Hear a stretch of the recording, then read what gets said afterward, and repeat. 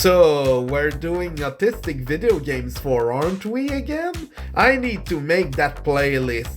So what we are going to start with is Touhou. I rented one of the spin-offs, two actually. Touhou Genso Wanderer and Touhou Double Cross. Touhou Double Cross is a little Metroidvania that encourages exploration, but also is hard, and I despise it with its controls and level placement and hitboxes. Still, the characters are cute, despite them being just moe anime girl versions of yokais with the same face syndrome. The thing is that most doujin titles use these anime girls and are still using their kawaii-ness.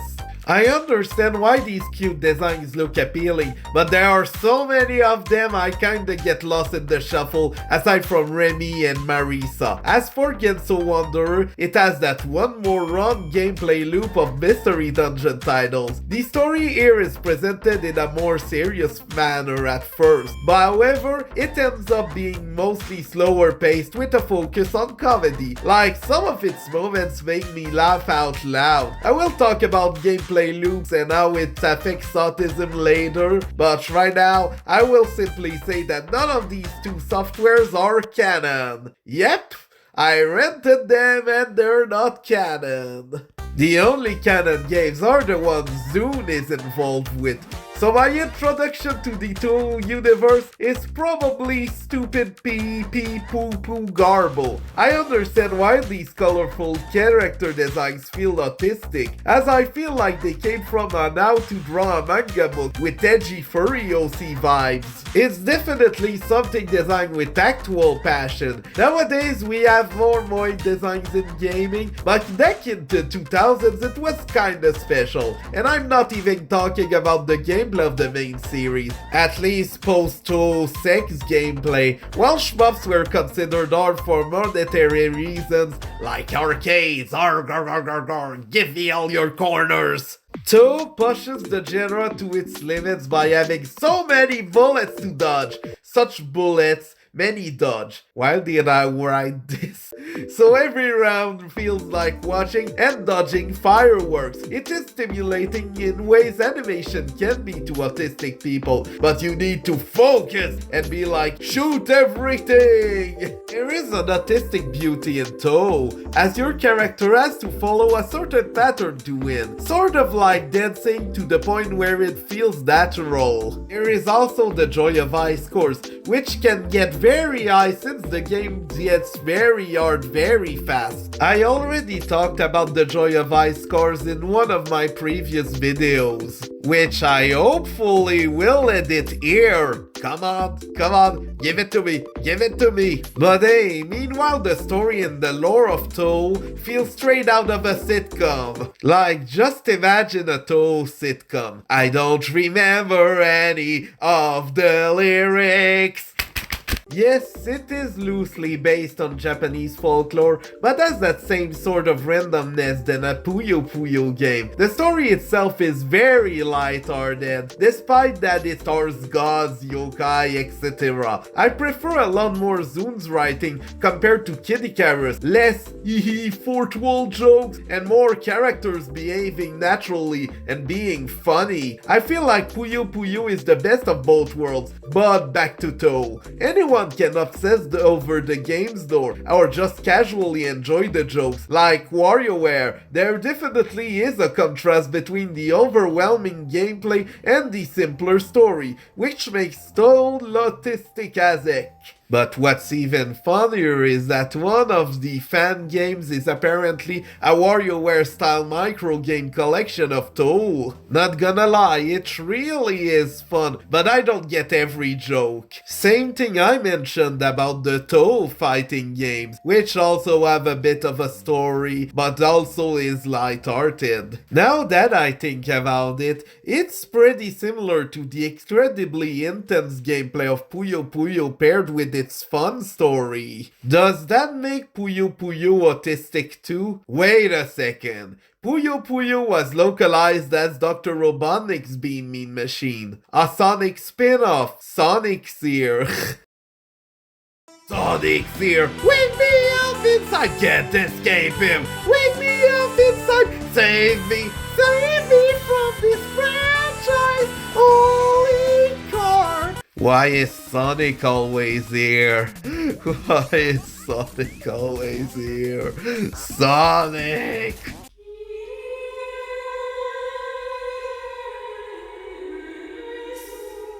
Skyrim? Are you my savior?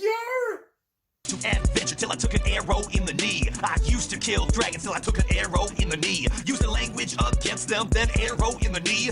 Nope. Someone in my comment section said that Skyrim was their autistic game, despite not being one. I mean, if you think that Skyrim is an autistic game, more power to you. Hey, you're finally awake. You were trying to cross the border, right? Walked right into that Imperial ambush, same as us, and that thief over there. Damn you Stormcloaks. Skyrim was fine until you came along. Empire was nice and lazy. If they hadn't been looking for you, you could have stolen that horse and been halfway to Hammerfell. You there, you and me, we shouldn't be here. It's these Stormcloaks the Empire wants. So I tried renting the title, because I'm a cheapskate. I even made a dumb post on r/gaming circle jerk too. I want to apologize to Todd Howard since I rented Skyrim instead of buying it. Jail! Straight to jail! You'll never catch me alive! Never! I just want to say thank you for your bravery. It takes a lot of courage to admit when you've done something wrong, especially when it's something as serious as this. I hope you'll be able to use this as an opportunity to grow, and one day become a shining example for society. Heresy! Straight to the chopping block! Someone is coming for your street troll! So, what do I think 13 years later? The intro is the most pretentious Hollywoodian thing I've ever seen, but then it becomes down to earth. World building is slow and realistic, hence why I get social anxiety whenever I get to a town. I'm not sure who to talk to, while their houses all look the same. It's all brown mid-tier PS3 environments. I know that's part of the PS360 aesthetics, but it's boring to go to a town that looks like another town, while the first dungeon goes on and on and on. That does not appeal to my autism at all. Even Shin Megami Tensei environments don't look so similar to each other, while the story is very nuanced, subtle, with a lot of really cool world building. So nuanced, in fact, that it's lulling me to sleep. I don't feel anything about these characters. They're just there. So while I'm glad one of my commenters latched onto it, I cannot bring myself to enjoy Skyrim, nor to call it an autistic video game, subjectively, as usual. As for Terraria, there's a PS4 demo available, where you can explore all of the game's randomly generated maps. So you do a lot of digging, fighting, but you also need to place torches further in or else you can't see anything. From the CD quality soundtrack to the sprites, backgrounds, etc. This feels like a remaster of a Sega Saturn game. Plus, let's just say that the music itself is too upbeat not to belong in a Saturn game.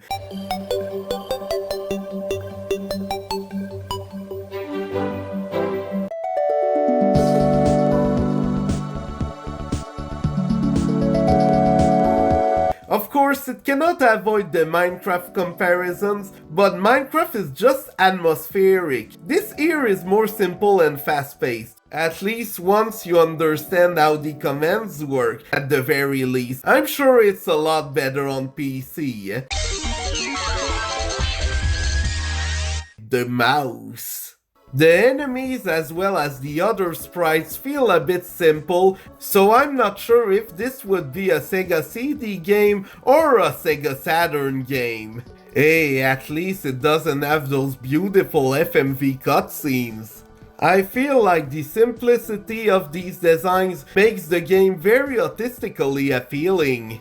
If you want, I also made a video on Minecraft here. It is gorgeous. So what I'm saying is that Terraria is like Minecraft, but way more upbeat and colorful, so it's a lot more autistic. You just need to prepare a lot of torches. Wait a second, all of that digging reminds me of SteamWorld Dig. I love the art style, the story, as well as the digging gameplay. The gameplay is very similar to Terraria, but with a bit less freedom. However, there are actual level designs here, getting progressively harder and harder and harder. A simple game that opens up to a much larger universe. Plus, there's something about digging and digging and digging that's kinda autistic. Dig Dug has the same kind of appeal that Pac-Man has, with the whole enemies smashed with rocks mechanics, as well as the high score, but I think that Mr. Driller really helps taking that concept and making it much more simpler, as you endlessly drill through blocks in order to find air. Very neat. Now that we have talked about digging and digging and digging, might as well talk about gameplay loop. A gameplay loop is when you do something in a video game, then you do it again until you win. In platformers, it's you clear one level, then clear the next one. In point-and-click adventures, it's you click on the required object to advance. In JRPGs, it's you level up to go to a place, etc. It becomes a bit of a routine, and let me just say that I love routines.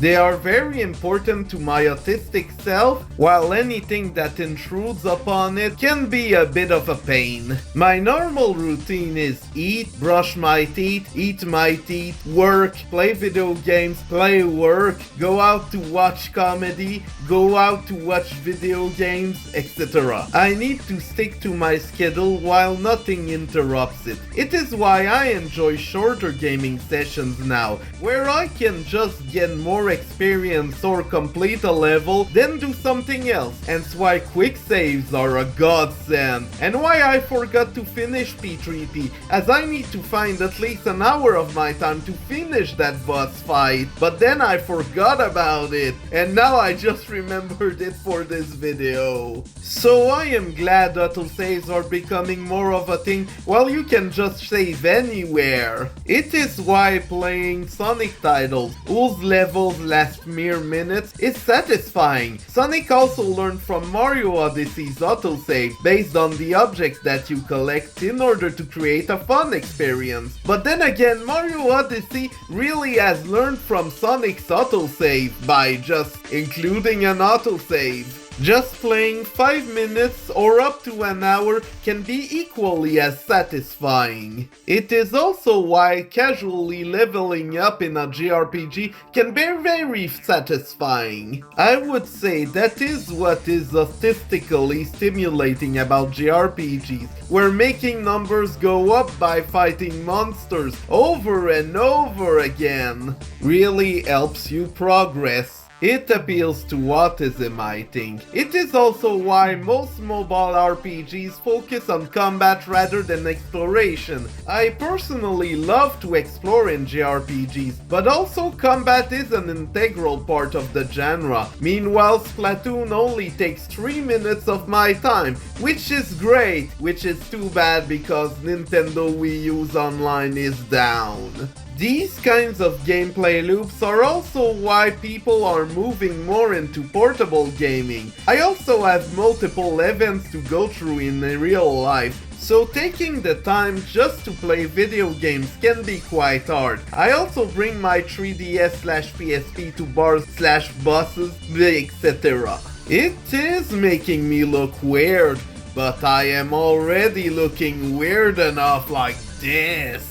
But as for right now, that is why I think a lot of gameplay loops can be considered autistic. However, looking at the comment about the Behemoth games, I noticed another game was mentioned that I forgot to talk about. Rocket launcher! Metal Slug. Metal Slug is Alien Hominid before Alien Hominid is a thing. Basically a playable cartoon with some beautiful frames and 2D animations. In the age where 3D gained a lot of traction, SNK still wanted to release more 2D titles for the heck of it. It took some run and gun elements but made them so much stupider. Konami did not want to create another 2D Contra, so why not fill that void with the rocket launcher? The level designs are insane, so are the characters as well as the weapons. It feels like watching a 90s cartoon, but without any kind of story. Just blow stuff up. It's dumb, it's perfect. Again, reminds me of really moment afternoon to watch something like the Powerpuff Girls. And just like the Powerpuff Girls, it's not surprising that Metal Slug has been built like that, especially for the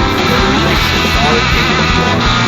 I originally played Metal Slug on the Wii, so it did not cost me 300 quarters to finish the game. So yeah, Metal Slug got it. Pikmin can also resonate with a few autistic people. Olimar gets stranded on a planet with a bunch of Pikmin, so he has to multitask to find his ship parts, with incredibly insane sound designs, from the Pikmin voices to their little feet walking. The sound design here is so satisfying. Let's not even talk about the spaceship sounds or the whistle. If you're good at Pikmin, it is mechanically and autistically satisfying because of the sound designs. Yes, there is a time limit. Yes, that time limit is what made me not play the first game after all. It's a shame too, because I handled Pikmin 3's time limit just fine. You get a certain amount of Pikmins, grab a few objects for the day, go back to the ship, you get the autistically satisfying sound, rinse and repeat. It is a routine, hence why it becomes actual work in Pikmin 2 and in that one Pikmin 3 add-on. In the communist utopia of Pikmin 4's camp. I can't believe I wrote this for some reason. All hail Marks from Kirby! Back to Pikmin 4. You accomplish side quests and make these tasks part of your routine. They give you materials for you to experiment with and create gadgets, almost like a routine, like work. So I think Pikmin can be a very autistic game. One last game that I only tried the demo of because cheapskate is Space Invaders Extreme. Space Invaders Extreme is one of those many arcade titles that try to get reworked from non-consoles. With the amount of Pac-Man, Dig Dug, Mr. Driller games, it is normal for Space Invaders to have a brand new look for the brand new millennium. But for some reason, one of the things about the Nintendo DS is that it encouraged developers to experiment with the system. So Taito felt like experimenting with the Space Invader franchise on the DS. There were a lot of other ports and remasters on the DS, like Bubble Bubble and the Bust-A-Move games, but also none of them are like Space Invaders Extreme. Space Invader Extreme is mostly inspired by video games like Rez or Lumines, where you play the game and it is experimental in the ways it uses the music and the sound effects. So every sound the spaceship makes goes with the music, and the power-ups can even add some layers to tracks that aren't really considered for these power-up sound effects. So each level that you play feels like part of an album. It is why I enjoyed my time with Space Invaders Extreme in a very autistic way. While the Steam versions also add some very neat little backgrounds. Certainly nowhere as trippy as Lumines or other games by Q Games, but you know what? We'll talk about Q Games in the next video. Right now I think we have done enough. So yes, Thank you for watching. Please like and subscribe, and bye-bye!